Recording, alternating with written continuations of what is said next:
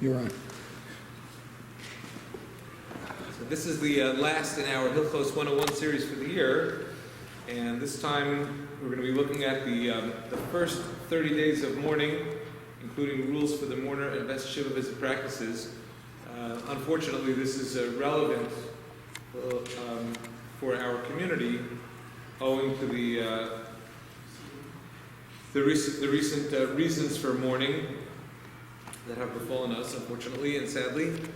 And before we go into it, I just want to remind everybody that there's going to be another class on Monday, I believe, the pre-Lag BaOmer class. So it's like we always have Yontif review. So this, Lag BaOmer is Yontif, but in Israel it's like a holiday. So we're going to have the Lag BaOmer class on Monday night, and then that will be the last of these pre-things before until Shavuos. Then we'll have another one before Shavuos, and then I suppose maybe before the 3 weeks. So before the 3 weeks. Okay. Ooh, thank you. All right.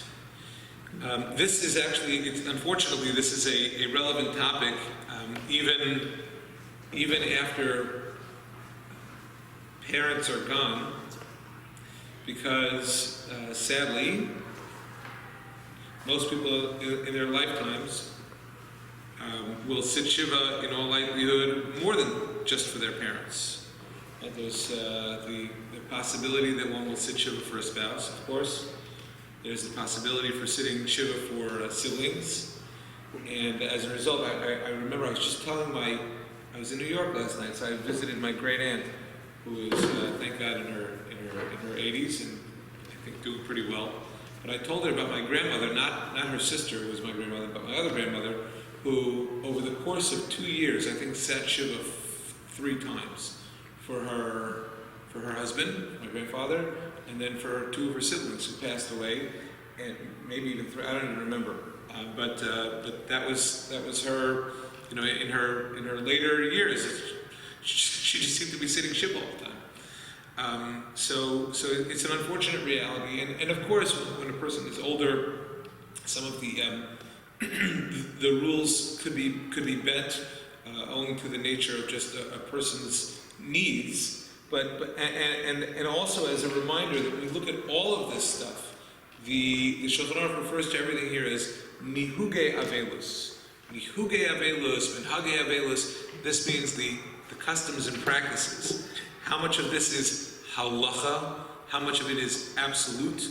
So I think that there is flexibility, but of course the halacha when I use the word halacha, I'm using it loosely, but the halacha is meant to be designed to help a person transition through the tremendous pain that comes from the loss, and to help a person re-enter society. And anybody who's been through this, I shouldn't say anybody, but many people who have been through Shiva have probably noted this. I've heard it from a number of people, but I'm sure it's the experience of a lot of people, that what Shiva is meant to do, what Shloshim is meant to do, is really cathartic.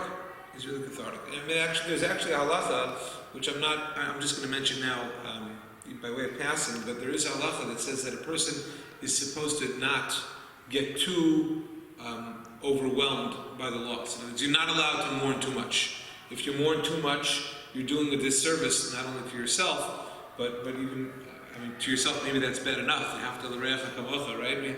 But also disservice to everyone to whom you're still important in your life and in their lives. So it's important not to get too bogged down and too lost in the avelus, in the mourning, because that is detrimental to one's own state of mind, and of course to those who love the person who is in mourning, and because they don't want to see that person get dragged down. I'm sure we've all seen similar types of experiences where at the funeral, for example, let's say there's a spouse, and at the funeral, all the spouse seems to want is to join the one that's being buried. And then how much time does it take between then and when that actually happens? So I've seen it. I'm sure everybody has seen something similar. And while we hope for everybody to have a long life and a happy life, this is a reality of the world that the Bono Shalom gave us. Nobody lives forever, and some people like it that way, that we don't live forever. And as a result, we have these practices of mourning. So I gave an outline before the teaser flyer, and the teaser flyer had a number of questions, and that's just going to be the guide for how we're going to go about doing this. Simply put, the beginning here speaks for itself. I didn't cheat by using any books like this. This is the siddur that is used in House of Mourning, that was put out by Art Scroll, by J.J. Shafter as one of the editors. And we love him ever so much more now that he's a member here and everything. But in any case, towards the back of it, it has a number of laws that relate to the House of Mourning. So just a snippet of them. For example, it talks about da'wa. I mean, it's a siddur for during the week of Shiva. So it talks about how you comfort the bereaved. It talks about the general laws of the House of Mourning, how davening is done in the House of Mourning, and it goes further about things related to the yahrzeit at the end of the year, and some other things related to yahrzeit, such as the yahrzeit candle and fasting for yahrzeit. I'm not going to go into this stuff, and of course, all this is available in a resource such as this. There are plenty of books on this, whether it's Rabbi Maurice Lamb's book, The Jewish Way in Death and Mourning, and other books which we have in our library, and I'm sure many of you have as well in your homes. So those are excellent guides. What I did was I looked primarily at the Shulchan Aruch, which has been the main source for this class over the course of the year, as well as the Chachmas Adam. The Chachmas Adam is the book which was put together by Rav Avram Danzig of Vilna. Adam stands for Avram Danzig mi Vilna. He was a businessman, but he was also a big Tam Chacham, and he wrote most famously probably the Chaye Adam, which is his book, which in its way parallels the Orach Chaim of Shulchan Aruch, and the Chachmas Adam, which parallels Yerodei. Yerodei is where the laws of Avelos, the laws of mourning, are. So that is a key source. It's a lot more bullet pointed, I guess you could say, than the Shulchan Aruch. Shulchan Aruch is a little more kind of all over the place. It's organized, but the Chachmas Adam goes into more specific detail.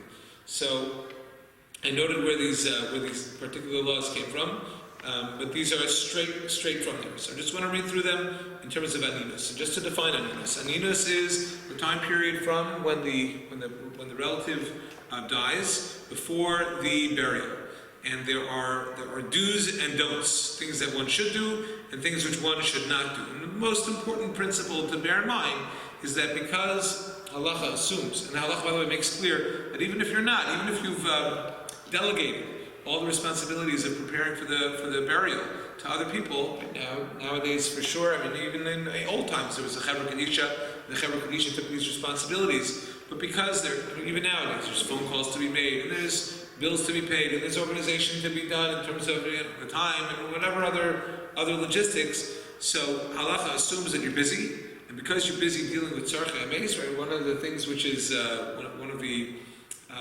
one of the things that we talk about in the Mishnah that we quote, the Brisa that we quote at the beginning of davening, Elu Dvarim, right? Elu Dvarim. So one of the things is halavayas hameis, right? Taking care of the deceased. Halavayas means literally accompanying. It's referring to what happens at a funeral, but of course, in order for everybody to accompany the deceased, preparations need to be made. So the assumption is that a person who is going to be in mourning is going to be dealing with that, and as a result, the person gets an exemption from having to fulfill mitzvos asay, positive commandments, and similarly positive halachos, right? Action verbs. Now you don't get a suspension from the negative, right? You can't start killing people, you can't start stealing. There isn't an allowance for that. But the exemption is from davening.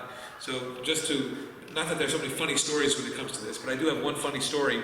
When my grandfather passed away, so my father went to bury him in Israel, and when you go to Israel, you often have to daven twice on the plane because of the time change.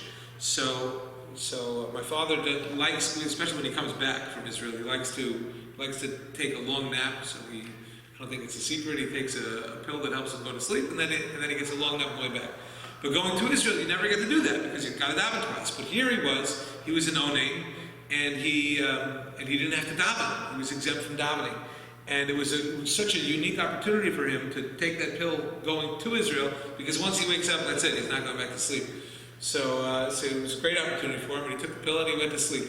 About an hour into his sleep, some fellow with a British accent came over and woke him up and said, "Excuse me, I heard you're not using your tefillin, may I borrow them?" So that was the end of that, one of those rare opportunities. But anyway, okay, so the first thing is, not to eat in the house where the deceased is, if possible. Of course, the assumption was that the person had a much less elaborate house than the kind that we have now.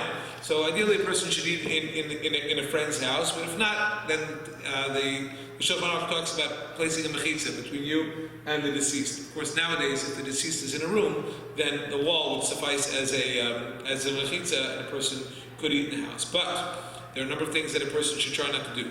Don't lean. Lean means haseba, right? The way, of course, we're not doing that anyway, but that is what it's recorded in the Shulchan Aruch. Don't eat meat, don't drink wine, don't say brachos, and don't answer amen. A person, as I mentioned, is exempt from all positive mitzvahs in the Torah. If a person is an onein over Shabbos or Yontif, so the person may eat meat, may drink wine, if you want, and say all the brachos and fulfill mitzvahs, because Shabbos has a different set of rules associated with it, and that is a distinction which is made between the holy and the mundane. Marital relations are forbidden, and that provision follows through for all of Shiva. When the person dies on Shabbos, then the onein, the person who is not yet the avel, may eat after Shabbos, but of course you're not saying Havdalah because you're exempt from saying Havdalah. So normally we don't eat until after saying Havdalah, but nonetheless a person can eat. There's no davening, assuming that the kavura takes place the next day. If it's still the morning when the morning, if it's still the morning after the burial takes place, if the burial takes place early, then the person should daven Shacharis. If the time for Shacharis has passed, then the person will daven at the first opportunity. But unlike if you miss Shacharis and you have to make up for it by saying a second Shemona Esrei, this is not considered to be a miss. You don't have to make up for it. You were exempt. You were patur, and so that is the rule with reference to that. And as soon as possible after the burial, Havdalah should be recited. Somebody called me last week. Somebody who I know from Queens, whose aunt, whose great aunt I think lives down here. She must have been in her 90s. She just passed away, and he called me because this was like, let's say Monday, and it was last Friday when he called me, and he said that last Thursday, and he said to me they were planning. She had just died, and they were planning to have the funeral I think tomorrow. Okay, and he said to me, "What can you do about this? Can you intervene?" Because the woman, her granddaughter, her great niece, is a Reform rabbi, and she said, "No, we're going to wait until all of the family can come down." So he wanted me to intervene. And I don't know these people; it's kind of hard to do that. Anyway, his sister was involved. They ignored her. That's what they tried to do. But in most cases, the kavura takes place right away. So even if you wait a couple of days for the family to gather. This is a little ridiculous. 10 days, even in the Reform movement, they say within 2 to 3 days you should bury it. But in any case, so if the person is still not yet buried on Shabbos or dies on Shabbos, then the kavura will presumably take place before Wednesday, and you can say Havdalah until the end of Tuesday night for this past Shabbos. There are plenty of situations where that might happen. Such as, for example, if a fast day takes place on Sunday, we're going to have that this year with Shivas Tammuz and Tisha B'Av, both of which are going to be observed on Sunday. So Havdalah will be recited before you eat. I'm sorry, no, Shivas Tammuz is not a problem because Shivas Tammuz, the fast begins in the morning. But for Tisha B'Av, Havdalah will be recited after Tisha B'Av before anybody eats. Okay. There is no, this is interesting, although, hopefully this is not really relevant, although sometimes it is, I guess, in the case of Israeli soldiers, so there is relevance. There is no aninus or abelus when a person dies in captivity and the body is not being given over. We're still hearing, for the ones who died, what was it, cast lead? Is that was that the last, what was the last operation 2 summers ago?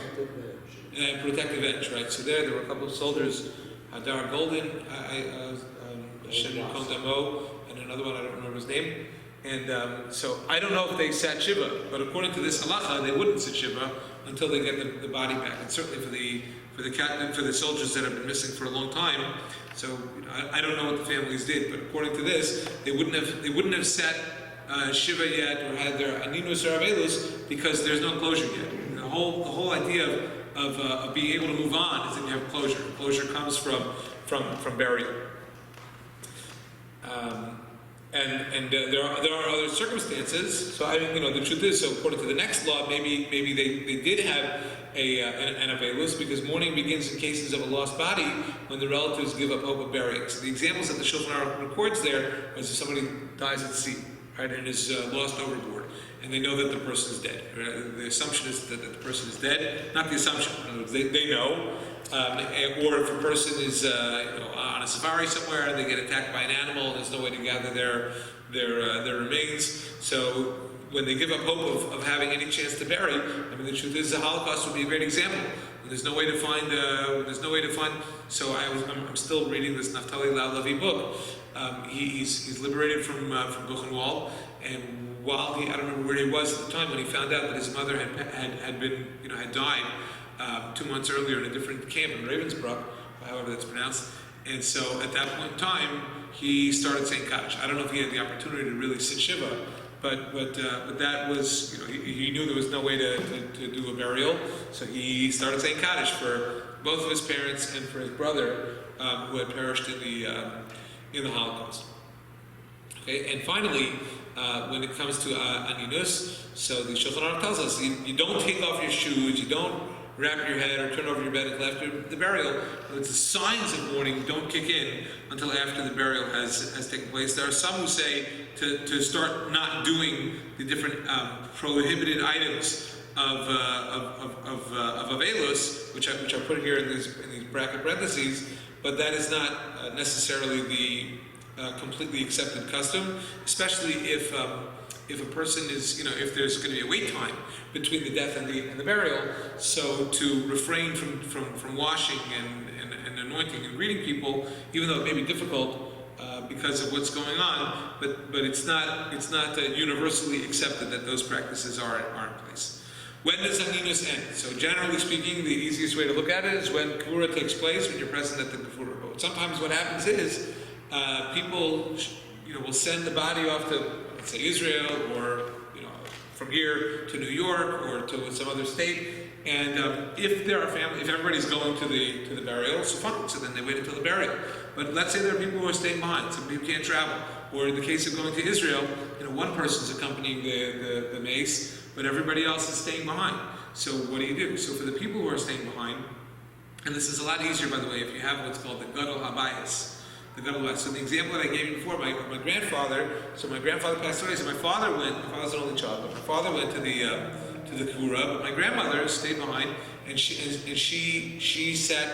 began sitting Shiva as soon as the funeral was over. So my grandfather passed away on Rosh Hashanah, so my father's Shiva ended at Yom Kippur anyway, and both of them ended at Yom Kippur. But so my grandmother actually ended up sitting Shiva for a day more, I think, than my father did. But the point is that when you release the body from your presence and it's now in the care of others and you're no longer involved, that is considered for you to be what's called stimas hagolel. It's the closing off of the burial for you, and that is when the avelus begins. There is a viewpoint that the Gadol Habayis determines when the avelus begins. The Gadol Habayis means the head of a household. So in that type of situation that I just mentioned, who's considered to be the Gadol Habayis? Right? What?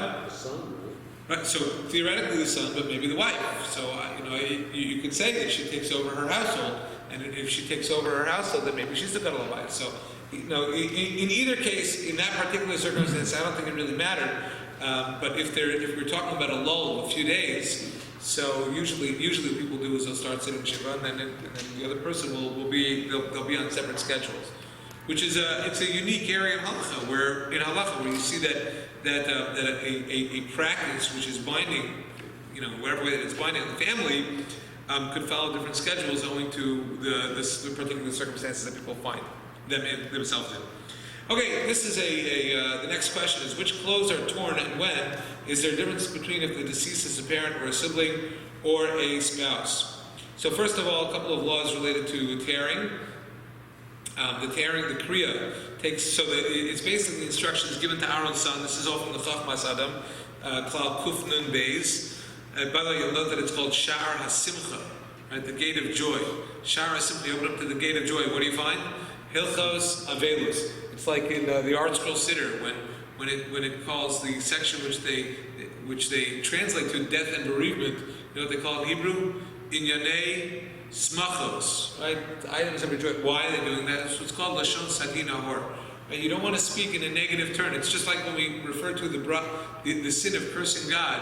You know what we call that in Hebrew? Birchas Hashem, blessing God. Because we don't want to say cursing God. You don't want to say it. So we speak in positive terminology, but everybody understands what we're talking about. So it's the rules of tearing are based on the instructions which were given to Aaron's sons. Aaron's sons were told, because they weren't allowed to mourn at that point when Nadav and Avihu died. Nadav and Avihu died at the time of the dedication of the Mishkan, and so they were told, don't cut your hair, don't tear your clothes, because they needed to do the service of the Mishkan on behalf of the Klal, on behalf of Bnei Yisrael. So whatever they were told to not do, because they weren't allowed to mourn, from there we learn what you're supposed to do when you are in mourning. So some of the examples are here, right, to tear standing up. So first of all, to tear clothing, tear standing up, tear before closing the mouth of the seat. So by the way, there is a distinction which is made. There are two types of tearing, which tearing the clothing, which take place. And one of them I think I mentioned at our other class about how to deal with somebody who's at death's door, somebody who is very sick, who's what we call a goses or whatever, when Rabbi Lyons was here. So I think I mentioned the tale that Rabbi Tendler told us about his son. One of his sons is a doctor who made it his business, probably still does, that when somebody is dying, he would go there. He would go there to be with the person, because there is a very important inyan to be with the person when they're dying, at what's called the time of Yitzias Neshama, when the soul leaves. So because of the halacha that says that if you're present when the soul leaves, when the person actually dies, you're supposed to tear your clothing. So he found that he was tearing all his clothes. So he came up with a solution, because the halacha says here that you don't have to tear your clothes like the way a person tears when a relative dies. You can actually just tear like the bottom of your shirt. So if you're wearing a shirt, for example, like it's easy for a man who tucks in his shirt. You're wearing a shirt, untuck your shirt, tear the bottom of the shirt, you can tuck it back in. You don't have to ruin a shirt. So what he did was he took a medical jacket, right, the lab coat, and he would just tear that many times. So the joke was you didn't want to be the person on the bed, but he would come in wearing that coat, because then you had an idea of what he was thinking. But not that it's a joke, but anyway. But nonetheless, that is something that's one type of tearing which is done. And if a person does tear kriya at that time, then they're not yosei, if they're a relative. So that's for anybody who's present at the time of the death. Is supposed to do that, but that's not the kriya which we do for my my parent, my sibling, my spouse, whoever it is that I'm mourning for. That is a different kriya.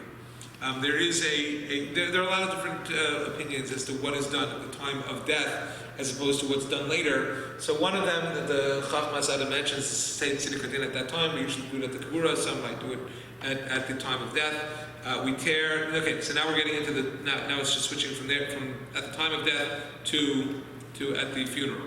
We tear from the neck down a tefach. A tefach is basically, let's imagine that you're holding the garment with your hand, and the distance of the hand, that's considered to be a tefach. So however far your hand takes from the top until the bottom of the hand, that is what kriya is.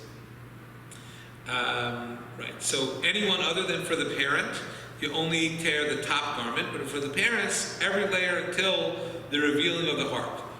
Now, but he also mentions that the custom is to not tear the outer garment or the undershirt. I gave you the Hebrew just in case somebody wanted to question that.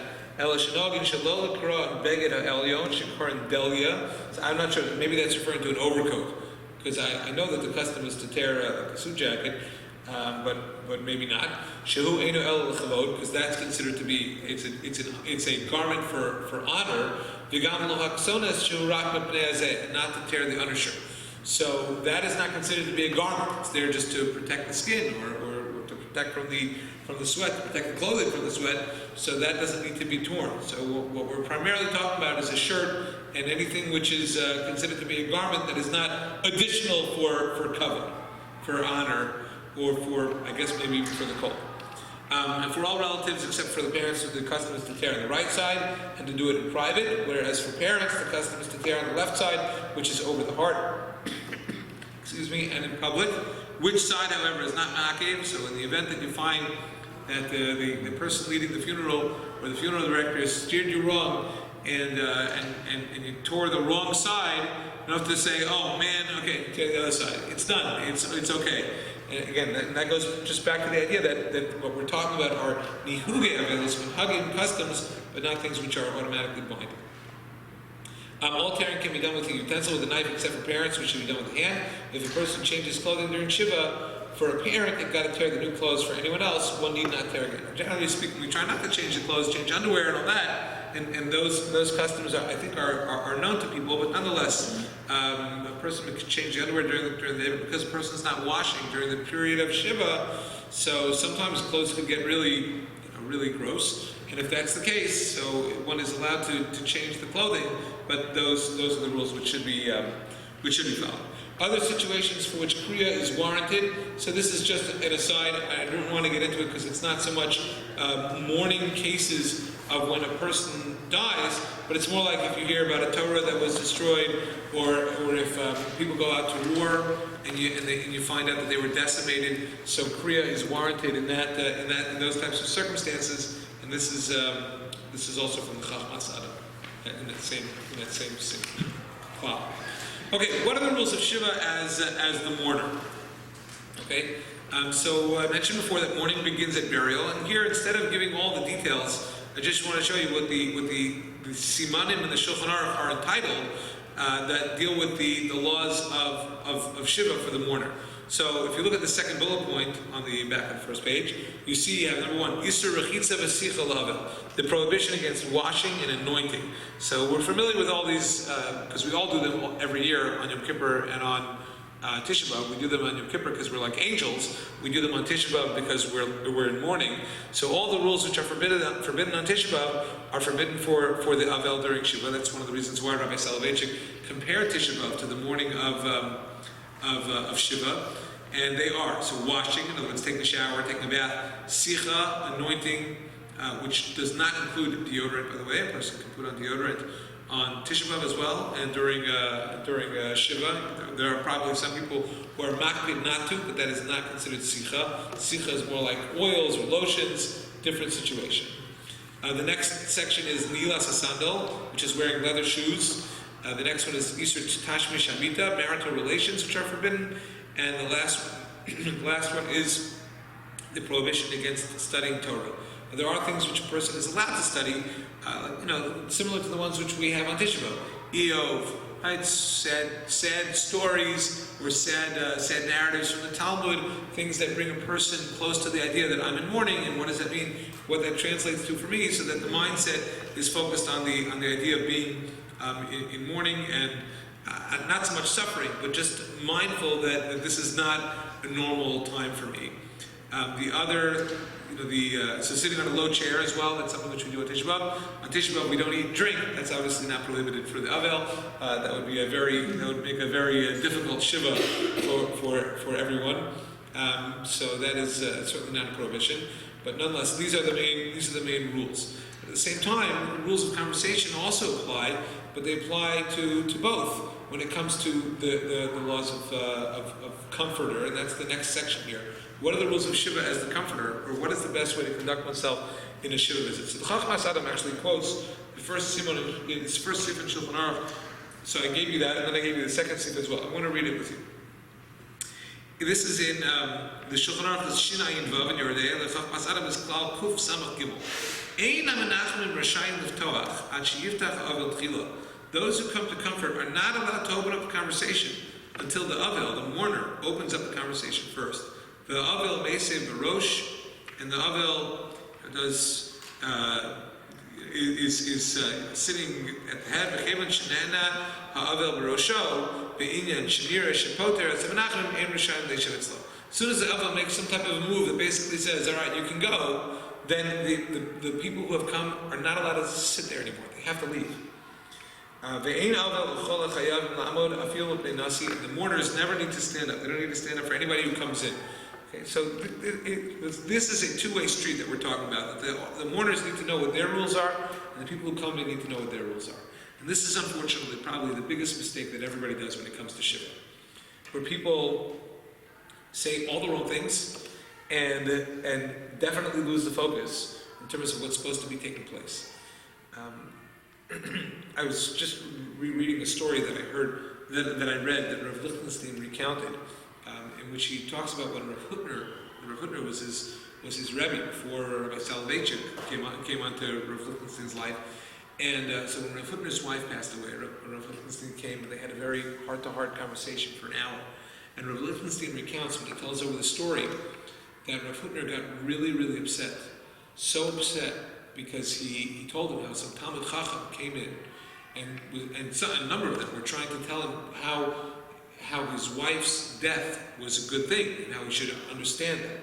And Rav Hutner got so mad, and he quoted a midrash passage, I think, I'm not sure if it's in the Gemara, that a chacham she'ein imo da'as nevela tova himenu, that a wise person who has no, a scholar who has no da'as, who has no real understanding of how the world works, a carcass is better than he is. And he describes, he said, I had not been there, I had not heard of Hutner thundering about how foolish these really idiots for saying, and Rav Lichtenstein writes that sometimes people say such foolish things. When a young person dies, or when somebody dies in battle, or when somebody dies with Alzheimer's, you can say maybe the person with Alzheimer's is in a better place, maybe, but it's never appropriate to say anything like that. And Rav Hutner was suffering the loss of his wife. You can only imagine. And what is appropriate to say? What is appropriate to say is to try to get the Avel to talk about the deceased, to ask questions about the person who has died. I remember once a friend of mine, he got engaged, and a week later his mother died. And so my father knew him for whatever reasons, and he decided to go. And of course, I was going along. I don't think I had a license yet.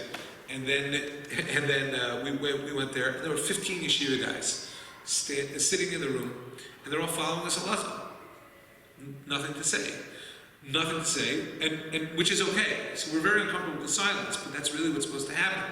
The guy who was sitting in shiva for his mother didn't know what to say either, and so fine. But when my father came in, he acknowledged him, and so as soon as that door was open, my father started asking questions about his mother. And I remember walking out there. I couldn't have been more than 19 years old at the time.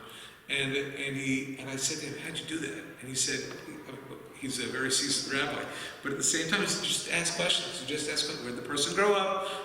Where did they go to school? What did they do for their living, for their profession? Do they have any hobbies, any interests? And to bring it back to that, very often mourners start asking questions about you. How are you doing? The answer is, I'm fine. Tell me about your father. Tell me about your mother. Tell me about your brother, your sister, your spouse. Anything, any information they can get, so that they can get it out. It's supposed to be cathartic. It's supposed to be a time when they're reflecting over the deceased. And even when Avelis has not yet started, when just at a funeral, sometimes before the funeral gets underway, people are losing focus. They forget that the deceased is already in the room. The Aron is there, and this is a time for reflection, and a time of seriousness. I don't know what's the most appropriate thing, but to have nowadays you could be very appropriate by not saying anything because you're on your cell phone. But it's probably appropriate to bring a book of Tehillim and to say some Tehillim before the funeral gets underway, just to keep a focus on why we're here, what has taken place, why this family is suffering, and just for the benefit of the neshama of the individual for whom we've been praying, especially if the person was ill. And just in general, even if the person was not ill, especially if it's a shock, just to have our mind focused on where it's supposed to be.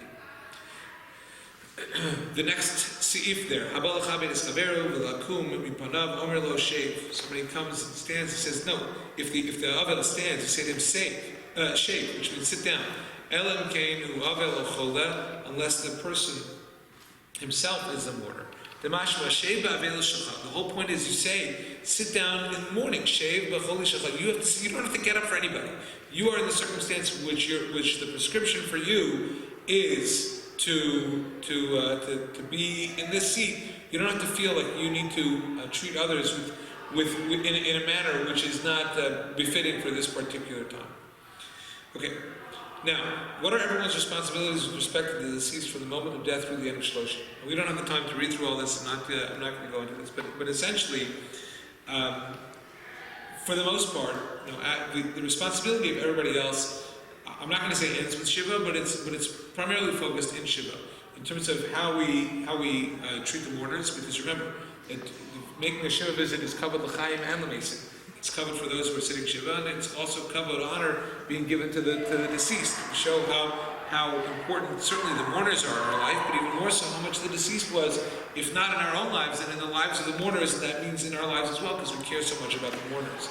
So it's important to bear that in mind. When a person is in Shloshim, and it's certainly easy to note when a man is in Shloshim, because he's growing a beard, unless he already has a beard, in which case it's hard to know. But nonetheless, if we're aware, so to still treat that person and to be aware that the person is in mourning, and the person is trying to withdraw a little bit from being in society into respect in that way. When it comes to the mourner himself or herself, so there are a number of rules, but essentially they all boil down to one. There is an opinion that says that the rules of not showering, etc., continue. Marital relations, I think, no. There is an opinion that says also that it's not supposed to be done. But generally speaking, we don't follow that, especially nowadays when we live in a time when people are so very sensitive. Right? Once upon a time, if a person didn't shower for a month, okay, they can get away with it.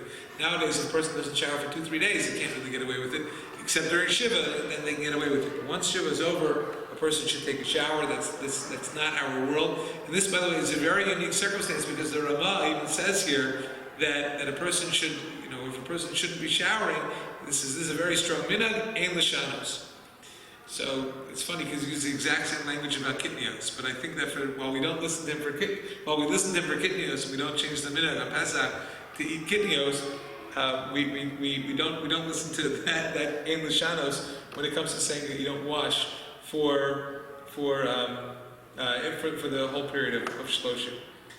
Okay, there are other rules associated with it, but again, it all boils down to the same overarching viewpoint, and that is that the person is trying to.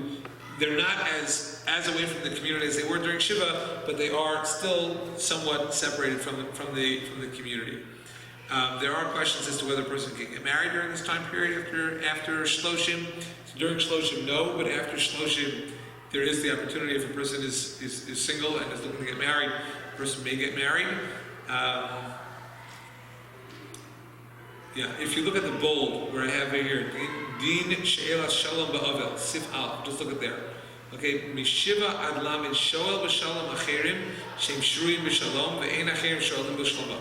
So from the time that Shiva is over until the end of Shloshim, a person who is in mourning can ask others how are they doing, but they're not supposed to ask him how they're doing. They're not supposed to ask him, but let's say somebody doesn't know and says, hey, how are you? Or nowadays, the truth is, this is something people do all the time. They're not looking to violate a halacha, but you see somebody, what's the first thing you come out? Hi, how are you? It's like you don't even think about it. So I don't think that it's a violation of this to say that, but and certainly if people do, then the person may respond. After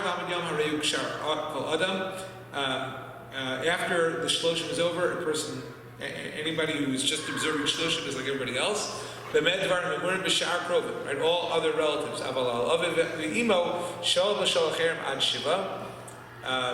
Achar Shiva, rather, he can ask others how they're doing after Shiva. She says, the Shulchan Aruch says that others should not be asking him how he's doing until after the 12 months are over. And that's the viewpoint of the Shulchan Aruch. The Ramah does say, if you look, skip 2 lines, I didn't put it in bold, but towards the end he says,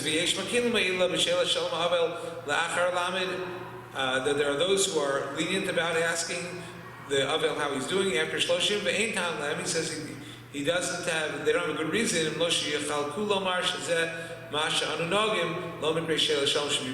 So he says the way we say "How are you now" is not like the same way that people ask Shalom once upon a time, which is essentially what I said before, and that is the case. There are other laws related to how one deals with clothing and with laundry and with shaving. Everyone will follow their own custom. Essentially, somebody who's in Shloshim is certainly not going to cut hair, and if a man will not shave until after the Shloshim period. After that, the main rule that people follow is to wait until friends say it's really time for you to clean yourself up. You look like a mess, and if that's the case, then that is the case. The last thing that I really wanted to get to was the question that you have on the last page, and that is, what changes if a person wants to voluntarily mourn for longer? Official mourning for a parent is 12 months, while for every other loss, mourning is officially for 1 month. May a person mourn longer? And actually, this question comes up in other circumstances, which would be interesting. Take a look, for example, at Bays. It's on the last page. Hager shenisgayer, right? Somebody who becomes a convert, somebody who converts to Judaism. Hu ubanov, he and his children. O eved shenishtachber, or a servant or a slave who became free and therefore became a Jew. Hu ve'imo, ein mis'abel zeh al zeh. So they do not mourn for one another. They're considered as if they're reborn. They don't have official relatives in when they go through conversion. The same thing applies for a convert who converts with his mother. They say even if they want to mourn, the most that they have is a rabbinic obligation to mourn when for their parent. So this is a very interesting question.